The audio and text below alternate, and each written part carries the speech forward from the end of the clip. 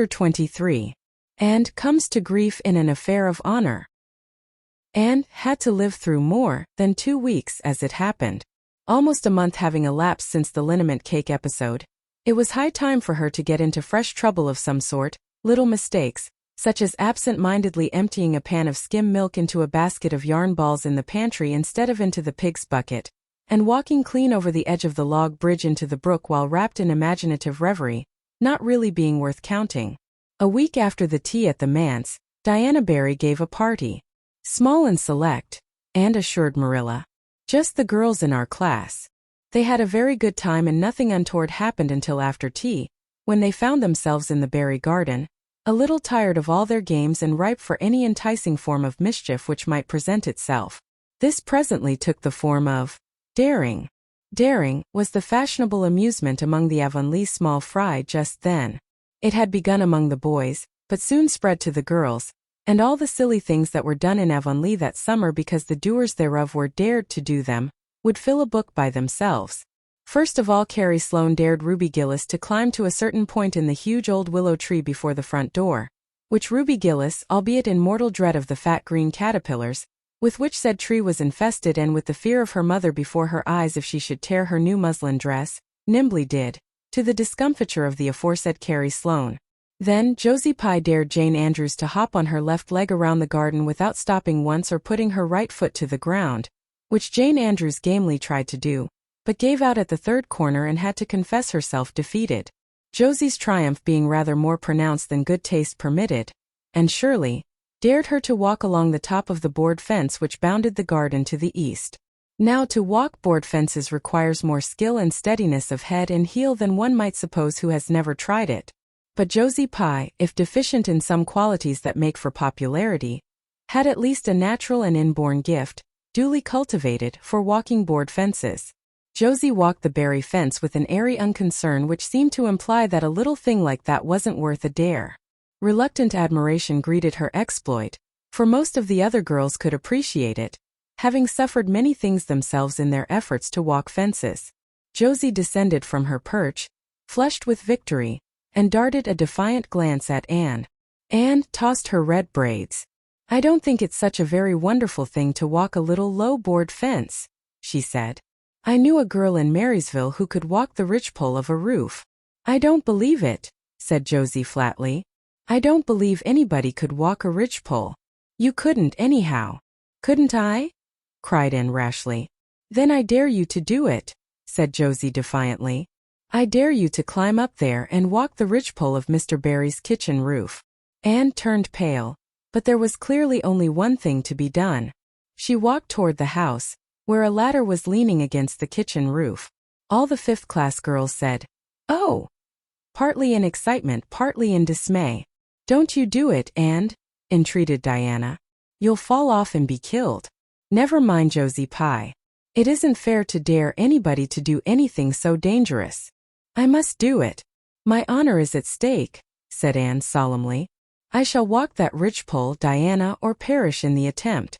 If I am killed, you are to have my pearl bead ring." Anne climbed the ladder amid breathless silence, gained the ridgepole, balanced herself uprightly on that precarious footing, and started to walk along it, dizzily conscious that she was uncomfortably high up in the world and that walking ridgepoles was not a thing in which your imagination helped you out much. Nevertheless, she managed to take several steps before the catastrophe came. Then she swayed, lost her balance, stumbled, staggered, and fell, sliding down over the sun-baked roof and crashing off it through the tangle of Virginia creeper beneath, all before the dismayed circle below could give a simultaneous terrified shriek. If Anne had tumbled off the roof on the side up which she had ascended, Diana would probably have fallen heir to the pearl bead ring then and there. Fortunately she fell on the other side, where the roof extended down over the porch so nearly to the ground that a fall therefrom was a much less serious thing. Nevertheless, when Diana and the other girls had rushed frantically around the house, except Ruby Gillis, who remained as if rooted to the ground and went into hysterics, they found Anne lying all white and limp among the wreck and ruin of the Virginia creeper. "And are you killed?" shrieked Diana, throwing herself on her knees beside her friend. "Oh, Anne, dear Anne, speak just one word to me and tell me if you're killed."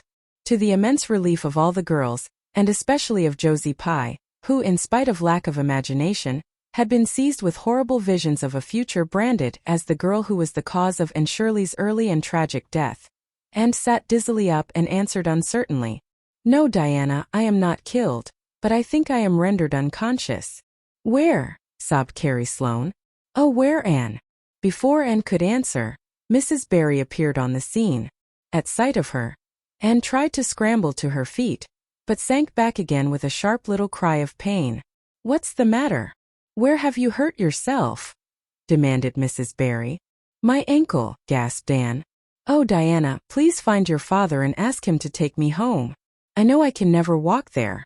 And I'm sure I couldn't hop so far on one foot when Jane couldn't even hop around the garden." Marilla was out in the orchard picking a panful of summer apples when she saw Mr. Barry coming over the log bridge and up the slope, with Mrs. Barry beside him and a whole procession of little girls trailing after him. In his arms he carried Anne, whose head lay limply against his shoulder. At that moment Marilla had a revelation. In the sudden stab of fear that pierced her very heart, she realized what Anne had come to mean to her. She would have admitted that she liked Anne, nay, that she was very fond of Anne.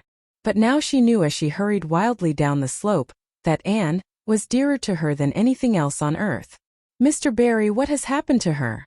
she gasped, more white and shaken than the self-contained, sensible Marilla had been for many years. Anne herself answered, lifting her head. "Don't be very frightened, Marilla. I was walking the ridgepole and I fell off.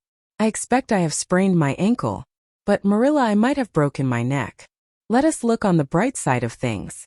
I might have known you'd go and do something of the sort when I let you go to that party," said Marilla, sharp and shrewish in her very relief. "Bring her in here, Mr. Barry, and lay her on the sofa. Mercy me, the child has gone and fainted." It was quite true. Overcome by the pain of her injury, Anne had one more of her wishes granted to her. She had fainted dead. Away. Matthew, hastily summoned from the harvest field, was straightway dispatched for the doctor, who in due time came, to discover that the injury was more serious than they had supposed. Anne's ankle was broken. That night, when Marilla went up to the east gable, where a white-faced girl was lying, a plaintive voice greeted her from the bed. "Aren't you very sorry for me, Marilla?" "It was your own fault," said Marilla, twitching down the blind and lighting a lamp. "And that is just why you should be sorry for me," said Anne, "because the thought that it is all my own fault is what makes it so hard. If I could blame it on anybody, I would feel so much better. But what would you have done, Marilla, if you had been dared to walk a ridgepole?" "I'd have stayed on good firm ground and let them dare away." "Such absurdity," said Marilla. Anne sighed. "But you have such strength of mind, Marilla." "I haven't. I just felt that I couldn't bear Josie Pye's scorn. She would have crowed over me all my life. And I think I have been punished so much that you needn't be very cross with me, Marilla. It's not a bit nice to faint, after all. And the doctor hurt me dreadfully when he was setting my ankle. I won't be able to go around for 6 or 7 weeks and I'll miss the new lady teacher. She won't be new anymore by the time I'm able to go to school. And Gil, everybody will get ahead of me in class. Oh, I am an afflicted mortal. But I'll try to bear it all bravely if only you won't be cross with me, Marilla." There, I'm not cross," said Marilla. "You're an unlucky child, there's no doubt about that. But as you say, you'll have the suffering of it. Here now, try and eat some supper." "Isn't it fortunate I've got such an imagination?" said Anne. "It will help me through splendidly, I expect. What do people who haven't any imagination do when they break their bones, do you suppose, Marilla?"